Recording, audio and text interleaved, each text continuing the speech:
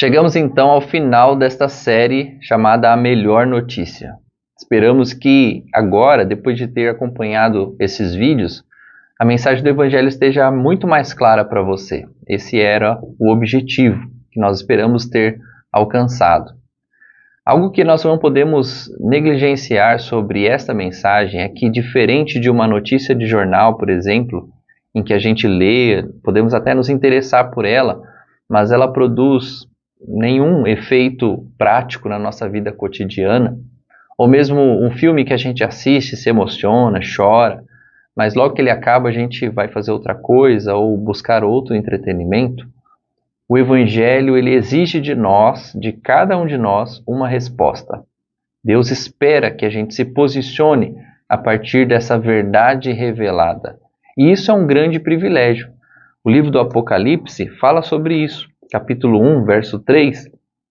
Feliz é aquele que lê as palavras desta profecia, e felizes são aqueles que ouvem sua mensagem e obedecem ao que ela diz, pois o tempo está próximo.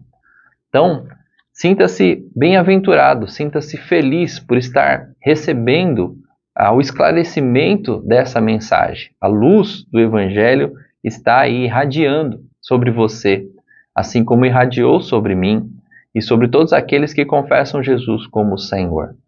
E o interessante é que das muitas maneiras como Deus poderia ter pregado o Evangelho, feito o Evangelho chegar até a humanidade, ele escolheu a pregação do Evangelho, a pregação por meio de pessoas comuns, como eu e como tantos cristãos no mundo, que receberam uma ordem do Senhor de irem a todo mundo, pregando o Evangelho a todas as pessoas. Então, à medida que as pessoas se convertem, elas também recebem essa ordem de Jesus para que possam espalhar essa mensagem a outras pessoas, até que todos conheçam o Evangelho do Senhor Jesus. E ele fala sobre isso na primeira carta aos Coríntios, capítulo 1, verso 18, sobre a escolha de Deus sobre a loucura da pregação. Veja, a mensagem da cruz é loucura para os que se encaminham para a destruição, mas para nós que estamos salvos, sendo salvos, ela é o poder de Deus. Verso 21, visto que Deus, em sua sabedoria, providenciou que o mundo não o conhecesse por meio de sabedoria humana, usou a loucura de nossa pregação para salvar os que creem. Então, Deus escolheu que o Evangelho fosse propagado dessa maneira, através da pregação. Mas o fato é que muitas pessoas ouvem o Evangelho, mas nem todas aceitam a sua mensagem. O Evangelho ele dá origem à maior religião do mundo hoje. São cerca de 2 bilhões e 400 milhões de pessoas que professam a sua fé em Jesus Cristo. Mas os outros bilhões de pessoas desse mundo rejeitam essa mensagem. Então perceba que Deus não está condenando o mundo porque o mundo já está condenado. Como nós vimos em diversos textos, a situação atual da humanidade sem Cristo é que ela está presa no seu pecado e sobre um julgamento, sobre uma condenação por conta da sua rebelião, da sua desobediência. Mas a misericordiosa graça do Senhor oferece um caminho de reconciliação. Por isso os que ouvem o Evangelho são bem-aventurados, pois eles têm a oportunidade de andar por esse caminho de graça, responder a essa graça oferecida pelo Senhor e serem então livres dessa ira. Mas a pergunta é, qual resposta nós devemos dar? Que resposta Deus espera de nós?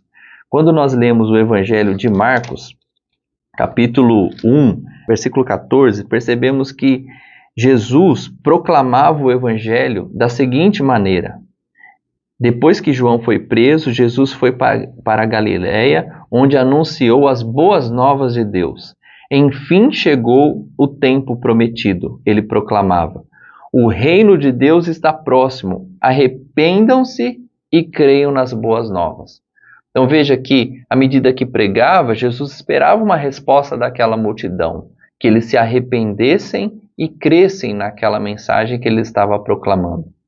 A mesma coisa nós vemos no livro de Atos, capítulo 2, logo após os apóstolos receberem ali o Espírito Santo, o batismo com o Espírito Santo, Jesus já não estava entre eles e eles tinham essa responsabilidade de fazer o nome do Senhor conhecido, pregar o Evangelho às demais pessoas.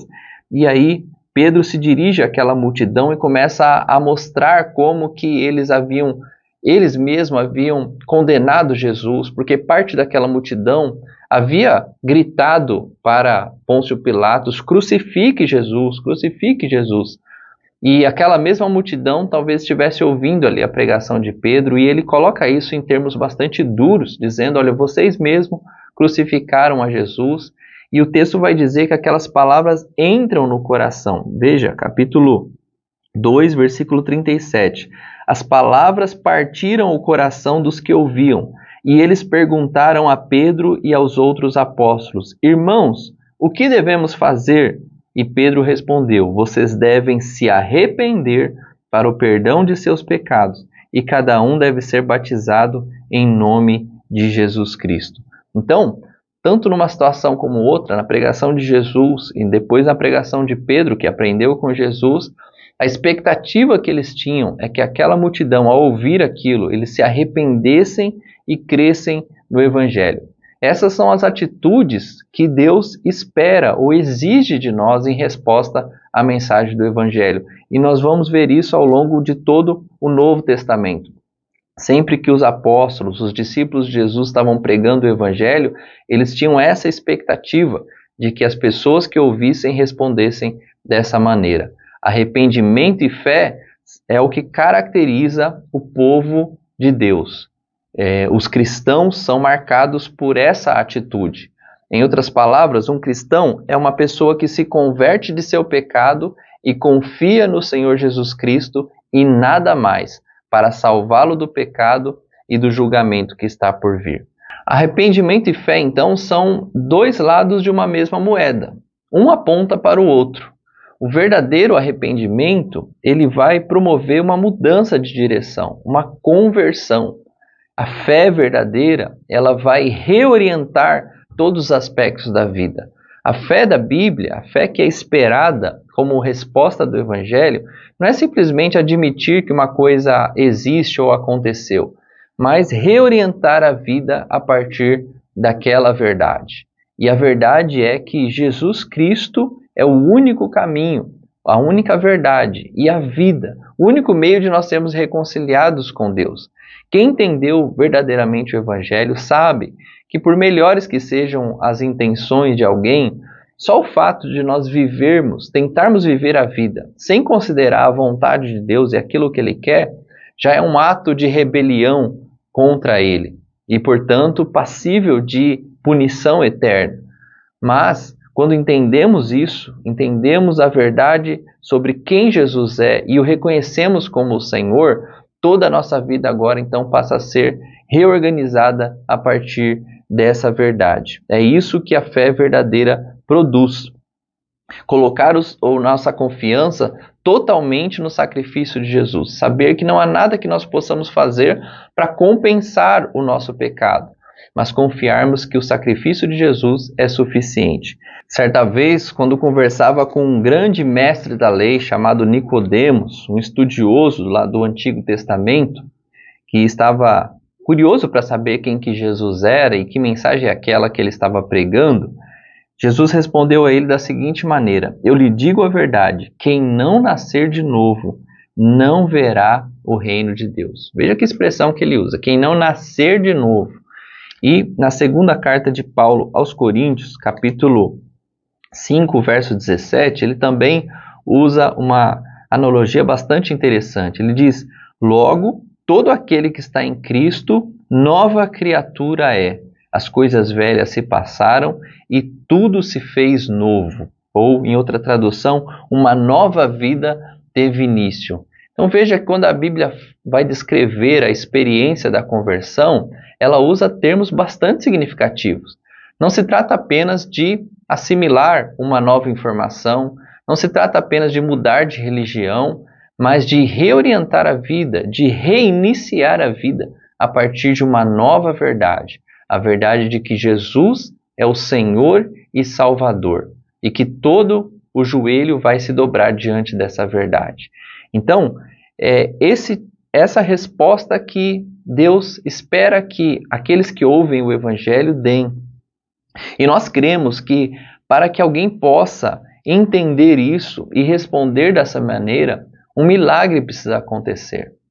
E qual milagre é esse? É o Espírito Santo intervir no nosso coração, quebrantado pelo pecado, corrupto, entorpecido pelo pecado.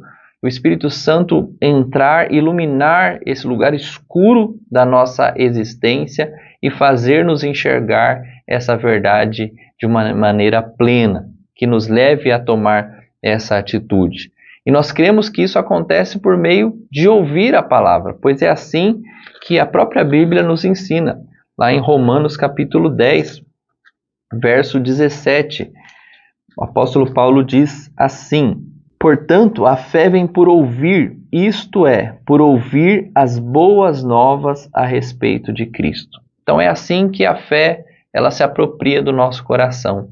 Quando nós ouvimos a mensagem do Evangelho, o Espírito Santo atua em nosso coração e abre os nossos olhos para essa realidade. Por isso, ao compartilhar aqui o Evangelho com você, nós aqui nos enchemos de expectativa para que esse milagre aconteça, para que o Espírito Santo possa comunicar ao seu coração essa verdade de uma maneira que racionalmente nós somos incapazes de compreender e gerar em nós um profundo arrependimento que motive a ter essa nova vida que Jesus oferece, reconhecendo e confessando que Ele agora é o Senhor e Salvador da sua vida também. Quando fazemos isso, então Deus considera que todos os nossos pecados agora foram atribuídos a Jesus, foram pagos pelo sacrifício de Jesus. Portanto, Ele nos declara justificados. Então, o castigo que era sobre nós foi colocado sobre Jesus e a justiça de Jesus é então atribuída a nós. Quando isso acontece, Romanos capítulo 8 vai nos dizer que, no verso 1, agora, portanto, já não há nenhuma condenação para os que estão em Cristo Jesus. Pois em Cristo Jesus, a lei do Espírito que dá vida os libertou da lei do pecado que leva à morte. Então, aqueles que confessam a Jesus como seu Senhor e Salvador, para essas pessoas já não resta acusação. Eles não podem ser mais condenados sobre coisa alguma, porque na cruz do Calvário Jesus já pagou o preço. Se você entendeu isso então, e o Espírito Santo está aí comunicando no seu coração essas verdades, esse é o momento de você tomar uma decisão. E você deve fazer isso em oração diante de Deus, fazendo uma confissão sincera diante dele, mostrando o seu arrependimento e declarando a sua fé em Jesus Cristo. Não se preocupe em estar falando as palavras certas, ore aí do seu jeito. Saiba que antes que a palavra venha à tua boca, Deus já conhece. Jesus sabe tudo. Ele conhece as intenções mais profundas do nosso coração. Então ele saberá discernir se essa decisão ela é de fato verdadeira, é movida por uma fé verdadeira e um arrependimento verdadeiro. Depois que você fizer isso, entre em contato conosco. Vai ser um grande privilégio para nós poder dar continuidade contigo a essa jornada. A Bíblia diz que nós devemos ensinar a guardar tudo o que Jesus ordenou para os novos discípulos. Então, para nós é um imenso privilégio poder caminhar com você essa jornada até a eternidade. Que Deus abençoe sua vida.